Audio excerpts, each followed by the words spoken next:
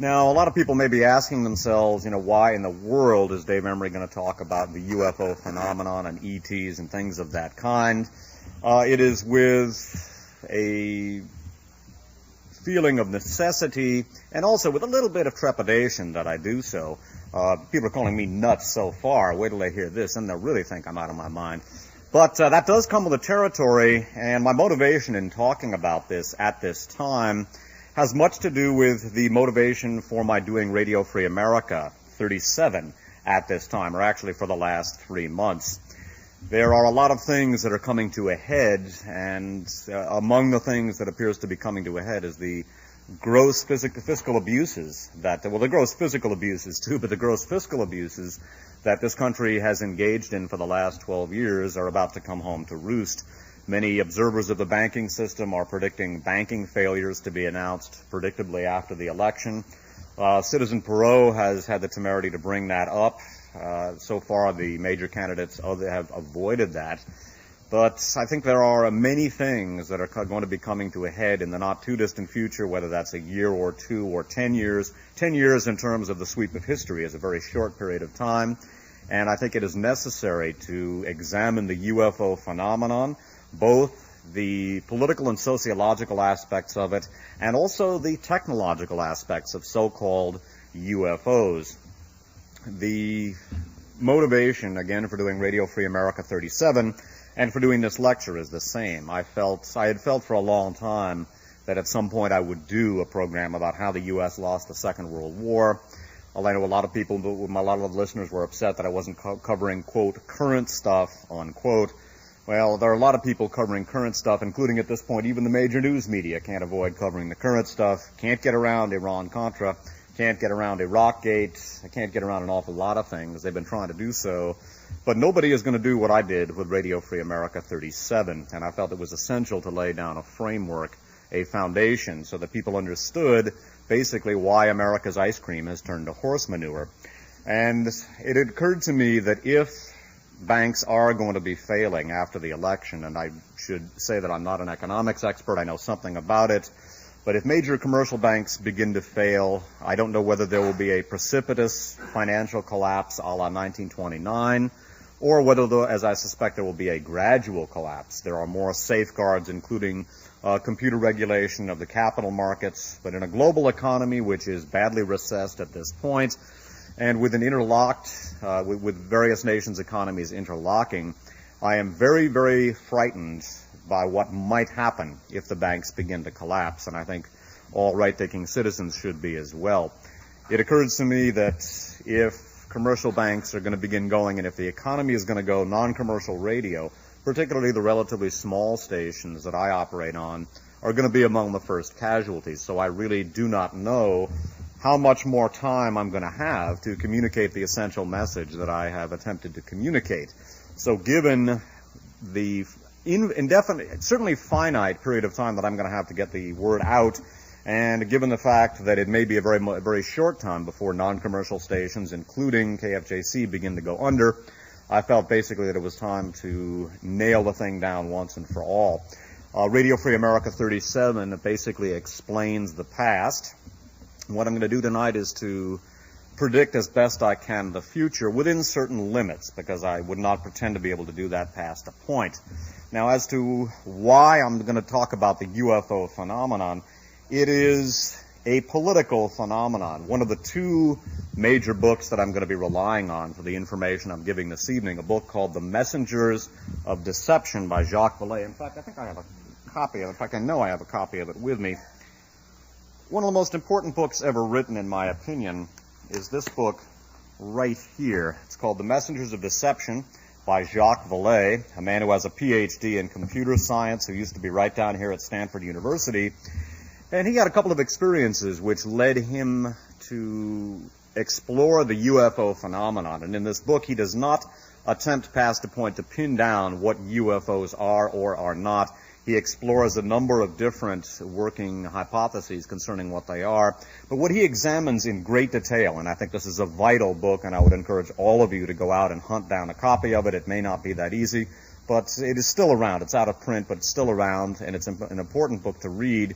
Vallée concluded that the UFO phenomenon was vital for us to explore while in the Bay Area. He had a chance to explore so-called UFO cults and had a chance to observe them as political and sociological phenomena.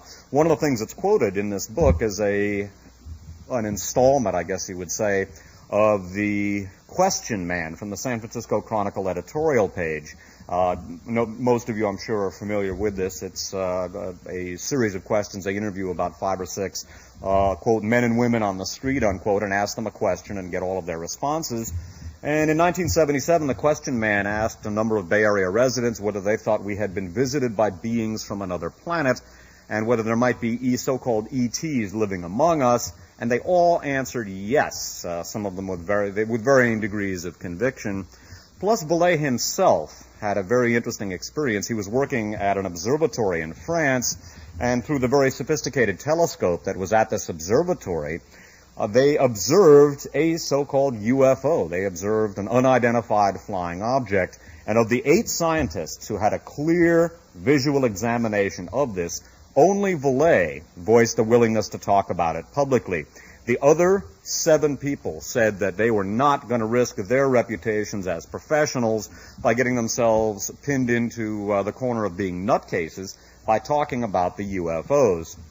Now, Vallée concluded from this that it was absolutely essential to explore the UFO phenomenon from a political standpoint.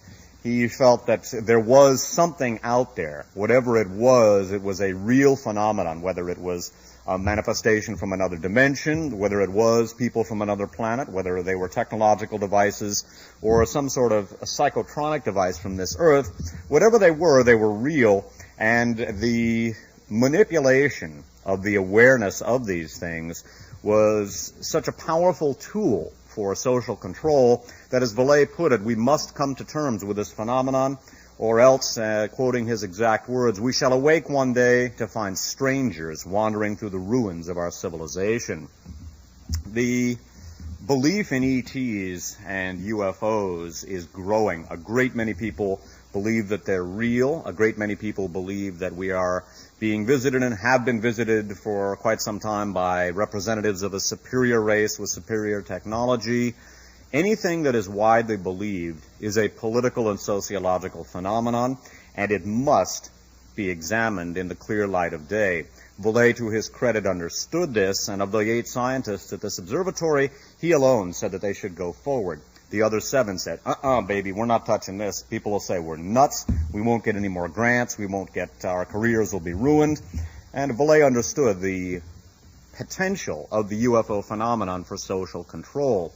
With so many average men and women on the street voicing beliefs in people for beings from another planet, voicing their beliefs in visitations by a superior race, but with the intellectual and scientific mainstream absolutely refusing to take the phenomenon seriously, we are looking at something which could absolutely rend our society apart. It could completely cleave the citizenry in general from the intellectual and scientific mainstream to an even greater extent than it already is. Again, many people have come to believe in ETs, people from other planets visiting us, or beings from other planets, and the possibility for using the UFO phenomenon as a device for social control is enormous.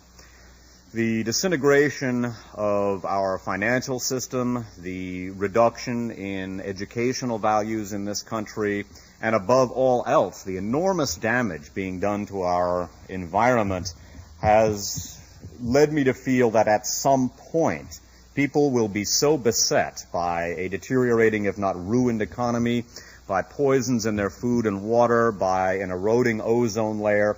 The ozone layer is so far gone at this point that it is a law in Australia that children have to wear hats if they're going to go out at recess at school. We have done an enormous amount of damage to our planet. The chickens are coming home to roost, and I'm afraid they're going to come home to roost to an even greater extent than they already have. With commercial banks being projected to fail, even if there is not a precipitous collapse of the world's capital markets, we as American taxpayers are going to be saddled with an enormous burden if we have to bail out the commercial banks, and it would appear probable that we're going to have to do that. The cost of the savings and loan bailout is being estimated at anywhere between $500 billion and $1.5 trillion.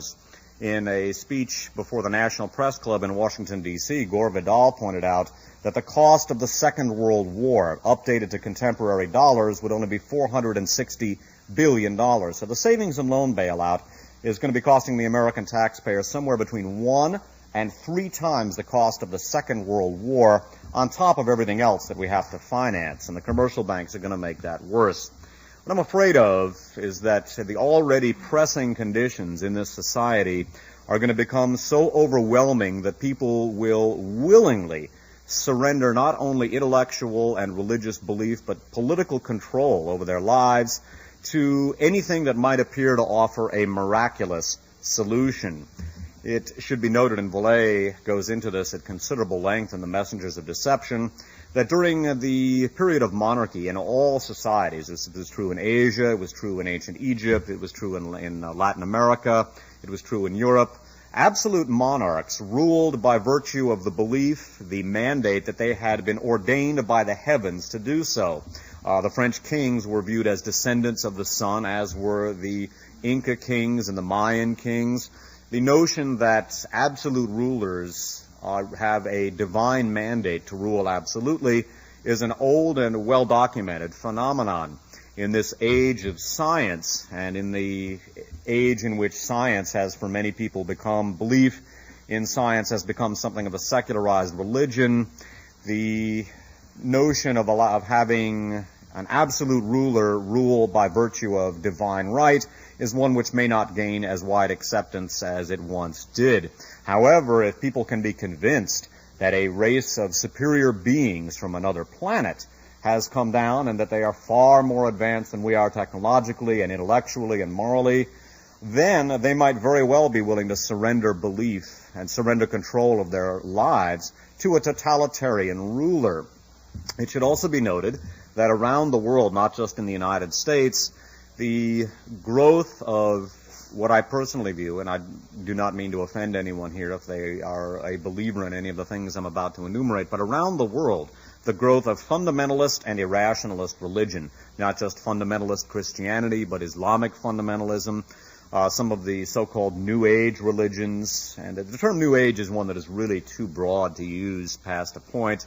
New Age, the term New Age subsumes a great many things under it, which do not necessarily have anything to do with one another. But many facets of the so-called New Age do involve UFOs, and inevitably those aspects of New Age religion view UFOs as some sort of extraterrestrial phenomenon, frequently a phenomenon that has visited Earth in the past and which gave us all of our technology. They built the pyramids of Egypt, for example. And the notion is growing, and I'm going to touch on some of the philosophical and sociological aspects of this later on in the talk, but the notion is extant in many so-called New Age religions that UFOs are indeed of extraterrestrial origin, that they are infinitely wise, all-powerful, and certainly very kind, and they would have nothing but our best interests at heart. And I'm afraid that in a world with no ozone layer, with the implications that that will have for the world's environment, in a world with a devastated economy, in a world where people are no longer educated and in a position to critically evaluate the manifestations about them, we may, as Jacques Vallée said, find ourselves awake one morning to find strangers wandering through the ruins of our civilization. One of the things Vallée talks about, too, and I'm going to touch on this later on in the program, is the totalitarian aspect of the beliefs of many of the so-called UFO cults. Or I shouldn't say so-called, UFO cults. One of the recurring themes in Vallée's book as he examined various UFO cults, none of which had anything apparent, none of which had any apparent connection with the others, is that they have certain common threads involved with them. And one of those threads is that when our brothers from space, quote unquote, come down, they will establish a new world government, abolish all money, and that all control will be handed over to, quote, our brothers from space, unquote. at no aspect or in no way do any of these UFO cults provide a basis for anything like democratic government. The whole idea is that our brothers from space will govern us. They are absolutely wise. It will be in our best interest to do exactly what they say. And when I hear something like that, I have to respond with the famous line from The Wizard of Oz, or the reverse of the famous line from The Wizard of Oz. People are no doubt familiar with the film, and there's the scene where Dorothy and the woodsman and the lion and so forth confront the wizard. And at one point, Toto rips the curtain back, and the wizard replies, "Pay no attention to that man behind the curtain." Well, the theme of the lecture this evening could very well be summed up as pay a great deal of attention to that man behind the curtain, because there's no indication at all that there's any such thing as a wizard. There will be a lot of very ferocious appearing sound and light effects, but it is very important that people not prostrate themselves before these manifestations. It is very important that people retain their sense of personal and political integrity, and it is very important that people continue to work for if not the establishment, and my feeling is at this point we're going to have to reestablish democracy, the reestablishment or preservation of democracy. Because in a world in which the ecology and the economy are going to be getting much, much worse, the temptation is going to be very great for people to surrender control to a higher being, whether there really is such a higher being or not. And again, Vallée speaks at great length about the unifying theme of all of the UFO cults. None of them have anything to do, the entrance is around the other side, okay? None of them have anything to do with democracy. They all advocate that we surrender control to our brothers from space. Now, one of the things that interested me in the UFO phenomenon, and I'm going to talk about the political and national security entities, individuals and institutions that are connected with the generation of the E.T. myth later on in the lecture. Shu, could you close that door? Never mind, it's being closed. It's okay. By the way, people who are arriving late, this lecture is being taped, and you will be able to get copies of it from Archives on Audio, whether you're arriving late or not. If you want to get a taped copy for yourself, you will be able to do that.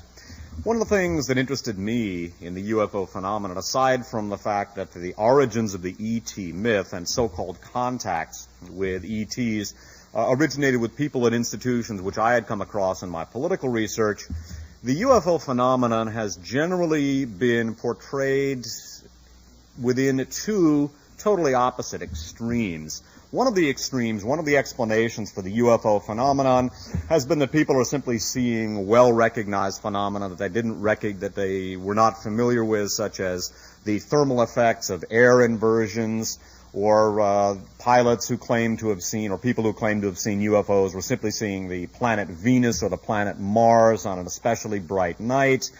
There have been so many sightings of UFOs. Now, I'm not talking about contacts with, quote, ETs, unquote, but there have been so many contacts where so many sightings of UFOs under conditions that could not possibly be ascribed to people mistaking the weather balloon or the planet Venus on a bright night for a flying saucer, a, quote, flying saucer, unquote, that the fact that the scientific the scientific community has been unwilling to examine the possibility that they might be real, made me a little bit suspicious. As I began to read, and I should say I've read maybe a dozen UFO books, all of them struck me as fertilizer with the exception of two.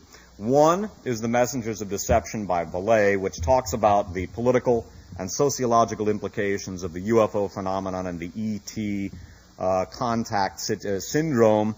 And the other is a book which I'm going to read excerpts from extensively called Intercept But Don't Shoot. That book was authored by a fellow named Renato Vesco, and it was published, I should say, in softcover by the Grove Press in 1971. Now, Renato Vesco was in charge of research and development for the Italian Air Force for a considerable period of time after World War II. He also had served with the Italian intelligence services for a long time. And he makes an excellent case in this book, which has now been reissued under the title Intercept UFO, that UFOs are very real, and they don't come from outer space. They simply are secret developments of technologies which were under a serious R&D as far back as the closing days of World War II. I'm going to be reading some long excerpts from Intercept But Don't Shoot, not only some of the sightings of UFOs, which appear to me to be significant, but also I'm going to read at considerable length some of the excerpts from Vesco's book, in which he discusses some of the primitive so-called UFOs, and he makes an excellent case. And by the way, it's a very readable, yet also a very technically complex book, lavishly footnoted, many of the footnotes a paragraph or two in length, and I think it is a vital book for people to get a hold of and read. I'm sorry it has not been issued by a major publisher. It has not received the distribution it deserves, but I'm going to be reading some extracts from it this evening by way of showing that, in fact, circular flying machines passing through the Earth's atmosphere were a reality as far back as the closing days of World War II, and in a half-century of technological development, who knows what they've been coming up with since. One of the things that Vesco talks about is the wide variety of sightings of UFOs which could not possibly be ascribed to a pilot, be it commercial or military, mistaking the planet Venus on a bright night for a flying saucer. It should be noted, too, that as was the case with the scientists who saw the UFO with Vallée in the observatory, it should be noted, one of the things, I should jump back, one of the things that has been cited by critics or skeptics of the UFO phenomenon as an indication that, in fact, these things are not real, this is some sort of psychological aberration. They maintain that people who have seen UFOs are doing so in order to gain publicity. They're publicity hounds, just like Lee Harvey Oswald supposedly shot Kennedy in order to gain publicity. They also say that some of these people are simply interested in making money or advancing themselves professionally.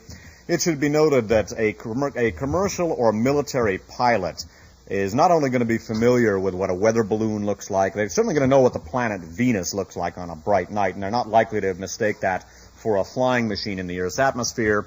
But a radar operator at an Air Force base near Washington, D.C. stands nothing to gain by perpetrating some sort of hoax that flying machines are visiting the nation's capital and having interceptor aircraft scrambled to meet these flying machines. On the contrary, if a radar operator at Andrews Air Force Base, and I'm going to touch on this, were to perpetrate some sort of hoax and cause fighters to be scrambled to intercept unidentified flying machines over the nation's capital, that individual would be, to put it mildly, severely disciplined.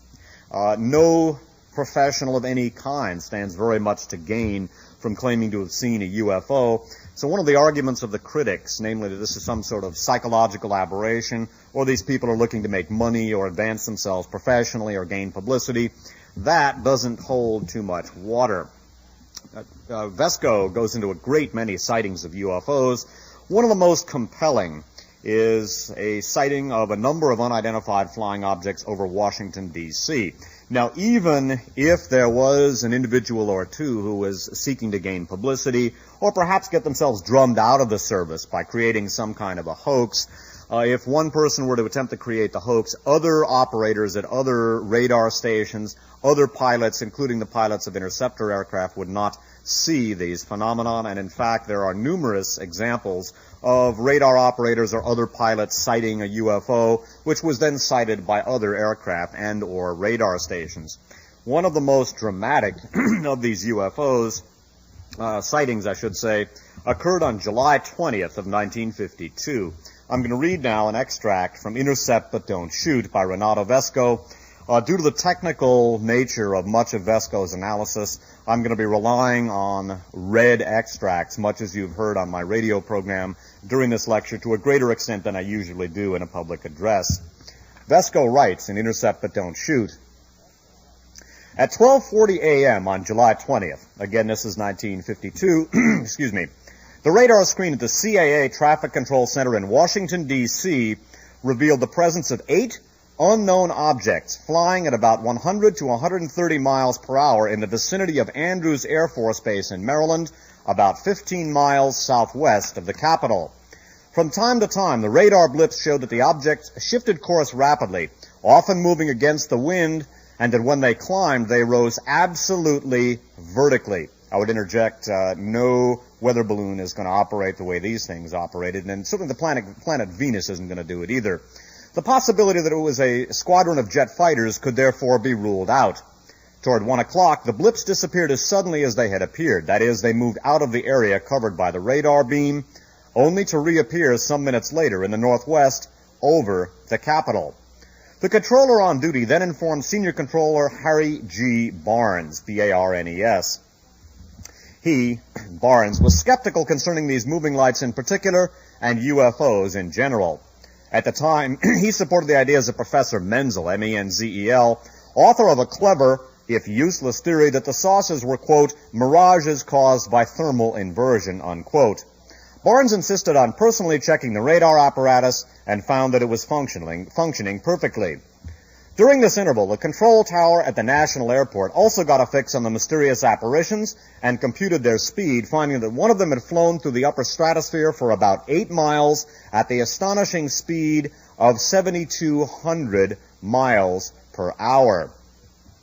Some of the lights suddenly seemed to swoop down over the White House, the Capitol, and the Pentagon, areas prohibited to overflights.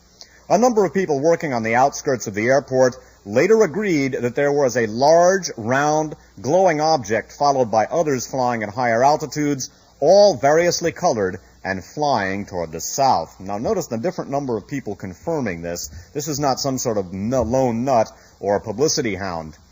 2 jet fighters that were immediately sent out from Newcastle, Delaware, ranged through the sky over Washington, unsuccessfully looking for the, quote, lights, unquote. But they meanwhile had disappeared from the radar screens, probably because they rose vertically to a very great altitude when the fighters arrived. After the fighters returned to the base, the lights reappeared, quote, dancing in the air like young deer, unquote. At this point, Barnes had the distinct impression, now bear in mind, Barnes was the skeptic who thought these were mirages caused by thermal inversions. At this point, Barnes had the distinct impression that the mysterious visitors were able to hear and understand him when he radioed the pilots to intercept the objects, because more than once the UFOs darted away as soon as he gave their exact position. Receiving a radio message about the strange things in the sky, Captain H. Dermott, D-E-R-M-O-T-T, who was piloting a civilian plane toward the Capitol, caught sight of an intense white light of vaguely globular shape following him at a distance in the dark. Then when it, quote, saw, unquote, that the plane was coming in for a landing, the shining phantom sped off at a high rate of speed. Strange things were also seen from the ground. At 5:30, a radio engineer named E.W. Chambers watched the evolutions of 5 huge, clearly circular objects that, quote, shone like headlights in fog, unquote, and crisscrossed the sky in a loose formation over the outskirts of Washington. For no apparent reason, they suddenly climbed and disappeared in the night. It was then, that is, shortly before dawn, that the squadrons of luminous bodies finally disappeared from the radar screens as well. Now notice in this particular account, the different number of people that established contact with these objects, whatever they might be, and notice also that radar confirmed them. Now, radar does not, certainly there are things that can go wrong with radar, but if something goes wrong with radar, it's not going to produce a visual phenomenon which can be viewed both by pilots in the air and by civilians and military people on the ground. And people who are attempting to perpetrate a publicity stunt, as one line of inquiry or actually rebuttal goes, they're not going to produce something on a radar screen. There are numerous accounts in the Vesco book of some of these sightings, and that is an example of the type of encounter with UFOs. Now, I'm not talking about encounters with, quote, ETs, unquote, and you'll see why I put that in quotes later, but it is obvious that there is something out there. This is not due to weather balloons, and it's not due to somebody who has something to gain professionally. If somebody were psychologically aberrant, or if somebody were attempting to get themselves drummed out of the service, or whatever, that would not produce a manifestation on a radar screen. And again, if the radar were malfunctioning in some way, that would not produce a visual phenomenon that could be seen by numerous individuals on the ground or in the air. Another thing that made me really suspicious of all of the UFO books and of the either the rebuttal of the UFO phenomenon as, again, the work of a lone nut, a group of lone nuts, or publicity hounds, or experienced pilots who couldn't recognize the planet Venus at night. or else it's our brothers from space. We're being visited by superior beings from another planet. All of the books either deal with they basically deal with those two extremes. Either that's nonsense, these people are nuts, publicity hounds, out to make a buck, or else, the new age is upon us. Our brothers from space are here. They're watching over us. We have nothing to worry about, and when things get bad, don't worry about it. They will establish a one-world government, abolish all money, take care of everything for us, and we will be living in an earthly paradise. Virtually every UFO book, and all of the UFO books that I have read, deal with one of the best-known contacts with UFOs, namely the Mantell case. Now, Captain Mantell was an experienced combat pilot who was was on an air patrol near Fort Knox, Kentucky in 1947. Actually, maybe it was 48. I believe it was 47, because I'm operating from memory here. Mantell was flying a P-51 Mustang, an aircraft with which he had a great deal of combat experience. That was the best tactical combat aircraft produced by the United States during World War II. It saw combat service well into the Korean War. And Mantell was on a patrol with two other pilots also flying Mustangs. A huge UFO was sighted over Fort Knox, Kentucky, also a very strategic area like Washington, D.C. Of course, Fort Knox is where the U.S. gold reserves are held, at Fort Knox. And the three pilots gave chase. This enormous UFO was able to elude them. Two of the pilots began to run out of fuel. Captain Mantell still had enough fuel, so he continued the pursuit, and the UFO was seen by ground operators as well. At what point the UFO remained stationary in the air, Mantell began to close with it. And again, he was an experienced combat pilot with over 3,000 hours of flying time, much of that in aerial combat during World War II. This is not a guy who's going to mistake the planet Mars or the Venus or a weather balloon or a thermal mirage for a huge flying machine. This is a guy who was trained to recognize enemy aircraft from friendly aircraft in an instant, an experienced pilot who also knew how to deal with trouble with his aircraft. As Captain Mantell closed with this huge UFO, he began to approach it, and then there was a huge roar, and his plane exploded. The wreckage was scattered over thousands of square feet, and it was noted that the pieces of wreckage had odd perforations in them, as though they had been hit by a very powerful blast of something. Virtually all of the UFO books go into this, and all of them interpret the phenomenon in the same way, namely that Captain Mantell had alarmed our brothers from space and that some sort of very mysterious weapon was used to destroy him. This indicating, A, that our brothers from space are far more powerful than we are, and that we shouldn't do anything to alarm them because their technology is such that they can trash us in a minute. All of the UFO books, virtually all of them, all the ones I have read, go into the Mantell case, but none of them, except for Renato Vesco, report Mantell's last transmission to his ground control. Renato Vesco goes into that, and he points out, and reading again from Intercept But Don't Shoot by Renato Vesco, however, one of the personnel at the Godman Control Tower later revealed to a member of the British Flying Saucers Bureau, a private association dedicated to the investigation of UFOs, that there was a sequel to the story. Shortly afterward, that is, after closing with the UFO, by the way, most end with his last transmission, quote, "It's still above me, making my speed or better. I'm going up to 20,000 feet, and if I'm no closer, I'll abandon chase." Again, continuing, however, one of the personnel at the Godman Control Tower later revealed to a member of the British Flying Saucers Bureau, a private association dedicated to the investigation of UFOs, that there was a sequel to the story. Shortly afterward, Captain Mantell did manage to get within closer distance of the UFO when it made a brief stop in the air. Quote, "My God," he then exclaimed on the radio, again quoting, "there are men in it," unquote.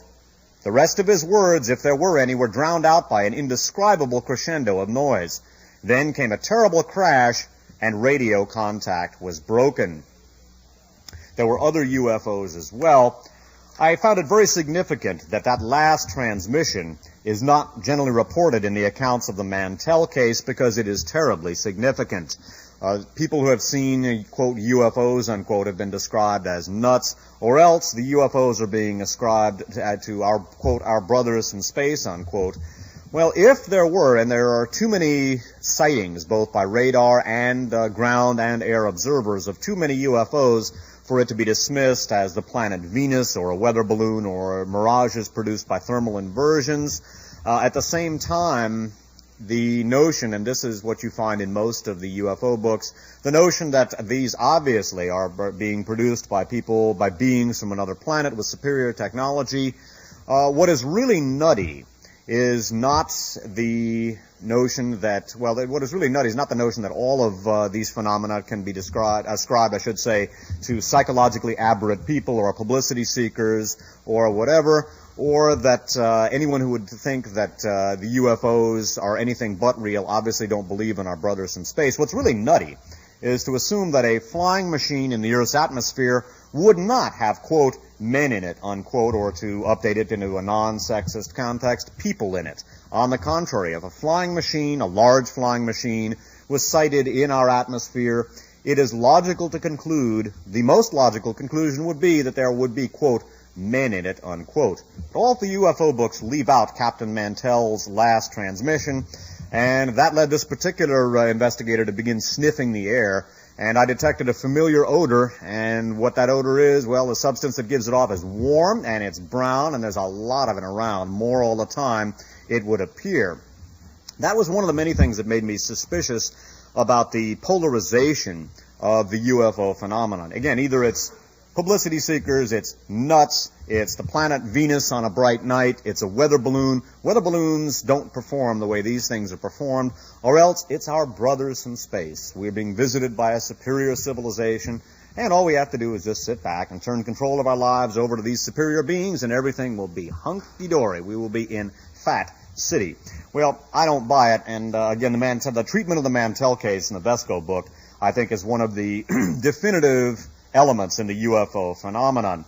Now, what really sent me to sniffing the air and what really gave me that familiar odor of the old warm and brown was when I began examining the people who had been involved in so many of the first contacts, now not sightings of UFOs, which appear to be very real and not of extraterrestrial origin, but when I began to examine people who had had contact with, quote, ETs, unquote, that really made me suspicious, because so many of the early contactees, people who had met ETs or beings, our brothers from space, were people that I was only too familiar with from my political research, or institutions that I was only too familiar with from my political research. Now, one of the people that I spoke about in Radio Free America number 10, an individual whose activities I went into at considerable length, is an individual named William Dudley Pelley. In fact, I've dealt with Pelley in two previous lectures. One was the Aryan Nations lecture that I gave last spring. The other was a lecture I gave in January over in Ben Lomond concerning the Fugu plan, a Japanese contingency plan to set up a Jewish state between their holdings in World War II in Manchuria and the then Soviet Union. William Dudley Pelley, and I'm going to go into how he touches on so many of the early contactees. William Dudley Pelley was a virulent American fascist in the 1930s and 40s. He got his introduction to the Protocols of the Elders of Zion. That was an anti-Semitic forgery first put together by the Okhrana, the Tsar's secret police. It then became something which was disseminated to many of the Allied troops fighting inside of the fledgling Soviet Union during the War of the 14 Nations. William Dudley Pelley had been an officer, or actually a soldier, I should say, with the American Expeditionary Force in Siberia, fighting to overthrow the Bolshevik regime. He had been a liaison person between the American contingent and the Siberian White Russian Army of Grigory Simonov, General Grigory Simonov. While in that position, he familiarized himself with the Protocols of the Elders of Zion. He then became a convert to the notion that the world was being run by a group of conspiratorial Jewish bankers who had absolute control of the world's financial system. They were not only responsible for multinational corporate capitalism, but for Bolshevism and a whole lot of damn near bloody well everything aside from that. The Protocols became one of the mainstays of Adolf Hitler's philosophy and political program. And William Dudley Pelley founded a fascist organization during the 1930s and 40s called the Silver Shirts, which overlapped with the I Am movement of Guy and Edna Ballard, of which I'm going to speak more in just a few minutes. William Dudley Pelley was also funded by Henry Ford, who also had helped to channel money to Adolf Hitler. William Dudley Pelley also was helping to disseminate propaganda that was given to him by two German diplomats and spies named Hans Luther, last name Luther, and von Gienath, spelled G-E-I-N-A-T-H. Both of them were stationed with the German embassy in Washington, D.C. Both of them functioned as espionage agents, and they were actually giving material to William Dudley Pelley, Nazi propaganda, to be disseminated in America. William Dudley Pelley, again, an individual with which I am very familiar from my political research, figures in a principal way in many of the early contactees. So do some institutions with which we are all, or just about everybody here in the Silicon Valley anyway, is likely to be familiar. Now, one of the very first contactees was a fellow named Jack Parsons. Parsons had been affiliated with a Southern California chapter of Aleister Crowley's OTO, an occult organization which has certain philosophical ties to some of the occult origins of Nazism and actually use some of the same symbols. Aleister Crowley has been reported by some, and I cannot comment authoritatively on this, to have had contact with Adolf Hitler. He certainly was used at various times as an intelligence vehicle by British intelligence, perhaps also by Third Reich intelligence, I can't say. But Jack Parsons was one of the very first contactees with, quote, ETs, unquote. In 1946, Jack Parsons met a Venusian, again, quote, Venusian, in the desert. Jack Parsons then went on to found the Aerojet Corporation, a major American aerospace manufacturer. He also founded the Jet Propulsion Laboratory in Pasadena, California. Another of the early contactees was a fellow named Daniel Fry, who was also an employee of the Aerojet Corporation. Now, again, one of the things that led me to investigate the UFO phenomenon was that so many of the early contactees, not just the accounts of UFOs, some of which may have simply been aberrations, but contacts such as those of Captain Mantell and the encounter with a formation of UFOs, which I read to from Vesco, those cannot be ascribed to lone nuts or to naturally observed phenomena. But when I began examining the contactees, so many of them were political and national security related, and so many of them had explicitly fascist connections that I felt it was time for me to begin examining the actual phenomenon itself. Now, William Dudley Pelley, again, a doctrinaire American fascist, an individual who was very active on behalf of Nazi Germany inside of the United States, the individual who was at the pillar, basically founded the Silver Shirts, one of whose members, James Wickstrom, by the way, it went on to found the Posse Comitatus, a branch of the Aryan Nations neo-Nazi network, which is still active in the United States today. That's the group up in Hayden Lake, Idaho. But the Silver Shirts, again, were a very active American Nazi organization in the 1930s and early 40s, until William Dudley Pelley was convicted of sedition. He was convicted of trying to overthrow the United States government, and he served a prison term. His Silver Shirts organization overlapped very heavily with the I Am cults, a mystical, occult, and essentially fascist organization founded in the 1930s by Guy and Edna Ballard, and it was based, incidentally, up in Shasta, California. They ascribed, that is to say, the I Am cult ascribed mystical properties to Mount Shasta. One of the very first contactees, and an individual who is cited in virtually all of the books which talk about, quote, our brothers from space, unquote, is a fellow named George Adamski, A-D-A-M-S-K-I.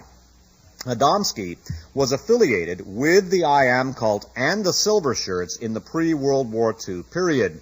Now, Adamski had a contact in the desert also, coincidentally enough, and coincidentally belongs in quotes here, with a, quote, Venusian, unquote. Now, this Venusian was a very remarkable Venusian. I haven't known a whole lot of Venusians myself, although we're working at a station which features a lot of punk rock. Sometimes I've had some questions myself about some of the people I've seen at KFJC, but this particular, that should not be interpreted in a snide fashion.